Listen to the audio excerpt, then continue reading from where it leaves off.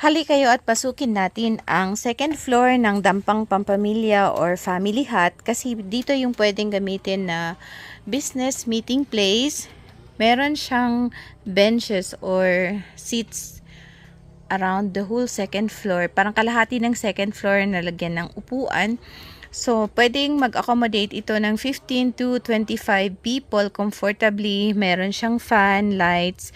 Meron tayong mga saksakan ng kuryente. May platform din po or pulpit sa gitna. So, pwede po tayong mag-service dito, mag-presentation. At very comfortable dahil mahangin. Very windy kasi elevated itong second floor natin. Open siya, tsaka private dahil walang maka-istorbo sa inyo, wala din masyadong maingay. And at the same time, yung toilet po niya ay nasa baba. So, puntahan po natin. Meron po siyang sariling kusina, just in case you need yung kitchen. Meron din po tayo na shower, toilet, at tsaka yan, yung ating dining area. So, pwede kayong magluto, mag-camping, mag-picnic. Yan, meron tayong refrigerator at saka tubig. At the same time, andyan po yung kanyang toilet and shower. So, pwede nyo po gamitin po lahat yan. Yung heater, hindi pa po nakakabit, pero ikakabit na yan po mamaya. So, meron po yan heater. Okay po. So, kung hindi nyo po kailangan ng overnight stay at gusto nyo lang po mag-business meeting, pwede po dito. May extra tables din po tayo, mga upuan.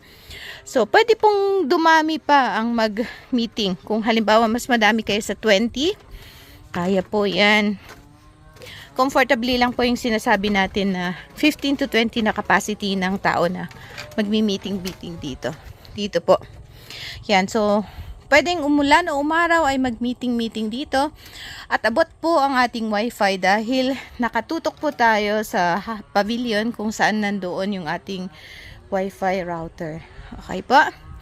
So, pwede nyong i-book yung itong meeting place lang mismo. Hindi na po kailangan yung buong kubo para po sa inyong mga meetings or gathering na magkakaibigan, magkakatrabaho, team bonding, and so on. Just let us know, message us lang po sa page at sabihin namin kung bakante or walang nag-book, pwedeng kayo na.